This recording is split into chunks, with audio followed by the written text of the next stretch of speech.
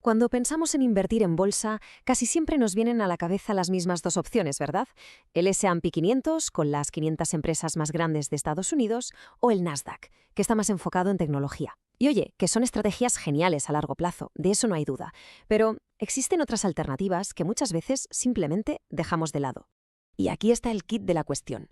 El problema es que a estas alternativas, como por ejemplo la inversión en dividendos, se las tacha de aburridas. Claro, no tienen el glamour de las tecnológicas que prometen crecimientos espectaculares. Se piensa que no dan grandes beneficios y al final mucha gente ni se molesta en mirarlas. Pero, ¿y si le damos la vuelta a la tortilla? ¿Y si esas inversiones que parecen tan aburridas nos dieran en realidad mucha más estabilidad en nuestro camino como inversores? ¿Y si sobre todo en el mercado que tenemos ahora mismo estuvieran rindiendo mejor que las opciones de siempre? Venga, vamos a meternos de lleno en esto. Vamos a ver cuál es esa inversión aburrida, cómo está superando a los grandes índices, nos colaremos dentro de un ETF de dividendos para ver cómo funciona, descubriremos qué beneficios ocultos tiene, repasaremos los 3 errores más típicos para no caer en ellos y por último veremos por qué la tortuga casi siempre le gana la carrera a la liebre. Empecemos por lo que de verdad llama la atención, los resultados. Porque la teoría está muy bien, pero lo que de verdad importa es ver cómo se comportan estas estrategias en el mundo real, con dinero de verdad. Y para que esto no se quede en palabras, vamos a fijarnos en una cartera de inversión real.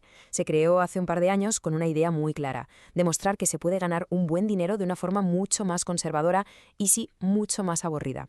Pues bien, aquí lo tenemos. Este es el rendimiento que ha conseguido esa cartera en lo que va de año, un 10,5%.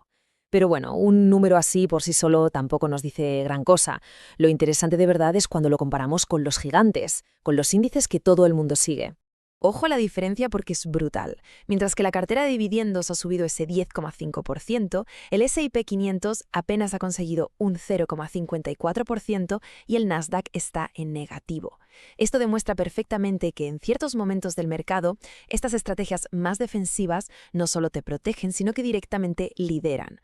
Vale, entonces, ¿cómo funciona esto por dentro? ¿Qué magia hay aquí? Vamos a analizar uno de los ETFs de dividendos más famosos del mundo, el que tiene las siglas SCHD, para entender qué hay detrás de estos resultados tan buenos.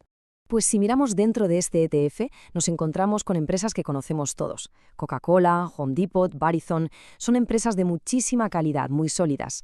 El objetivo aquí es doble: que su valor crezca con el tiempo y que a la vez vayan aumentando los dividendos que reparten. Nada de empresas raras o secretos extraños.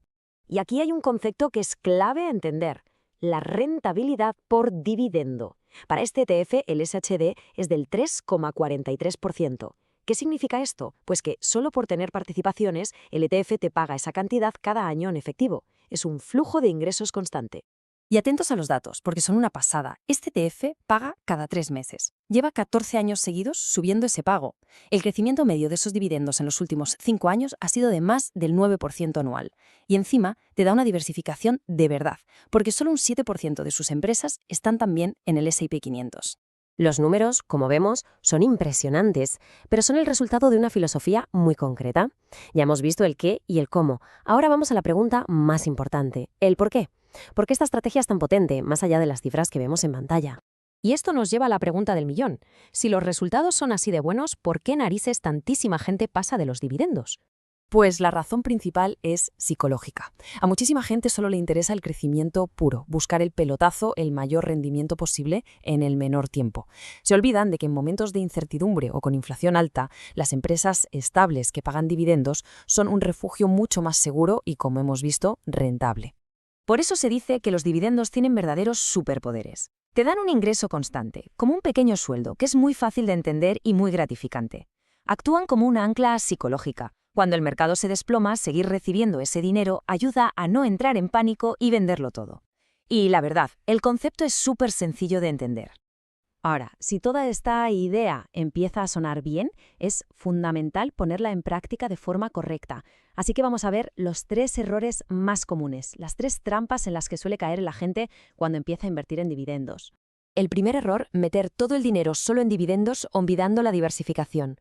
El segundo: mirar solo el gráfico de precios e ignorar el rendimiento total, que es lo que de verdad cuenta. Y el tercero, que quizás es el más peligroso, es caer en la tentación de cazar los dividendos más altos sin mirar nada más. Para que se entienda bien el segundo error, fijaos en esta comparación. Si miramos solo el precio de las acciones de SCHD en los últimos 3 años, el retorno fue del 19,8%. Eso es lo que se ve en cualquier gráfico. Pero si se hubieran reinvertido los dividendos, el retorno total habría sido del 34%. La diferencia es gigantesca. Por eso es vital mirar siempre el rendimiento total. Y sobre el tercer error, mucho cuidado. Si vemos un ETF o una acción que ofrece un dividendo del 9, 10 o incluso un 15%, hay que encender todas las alarmas. Normalmente, a mayor rentabilidad, muchísimo mayor riesgo. Esos pagos tan altos no suelen ser sostenibles y muchas veces son una trampa. Es mejor centrarse en empresas sólidas que en los números más llamativos. Y al final, todo esto que hemos visto nos lleva a una conclusión, a una historia que todos conocemos de pequeños, pero que en el mundo de la inversión se nos olvida con demasiada frecuencia. Pensemos en la fábula de la liebre y la tortuga.